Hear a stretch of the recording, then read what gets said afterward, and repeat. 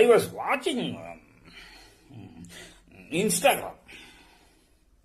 Sudden ಆಗಿ ಕಮಲಾ ಹಾಸನ್ ಮಾತಾಡಿರೋದು ಬಂದ್ಬಿಡ್ತು.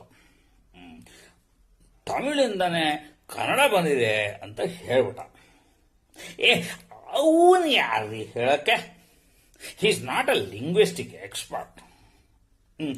ನಮ್ಮ ಕನ್ನಡದವರೆಲ್ಲ ಅದ್ರ ಬಗ್ಗೆ ಸರಿಯಾಗಿ ಬುದ್ಧಿ ಕಳಿಸಿದ್ದಾರೆ. ಬಟ್ ಅದರಿಂದ ಅಡ್ವಾಂಟೇಜ್ ಆಗಿದೆ. ಯು ನೋ ವಾಟ್, ಇಡೀ ಇಂಡಿಯಾದಲ್ಲೇ ತಮಿಳೇ ಓಲ್ಡೆಸ್ಟ್ ಲ್ಯಾಂಗ್ವೇಜ್ ಅಂತ ಅನ್ಕೊಂಡಿದ್ರು. ಈಗ ಕನ್ನಡ ಕೂಡ ಅಷ್ಟೇ ಹಳೇದು ಅನ್ನೋದನ್ನ ಅವನೇ ಹೇಳ್ಬಿಟ್ಟಿದ್ದಾನೆ.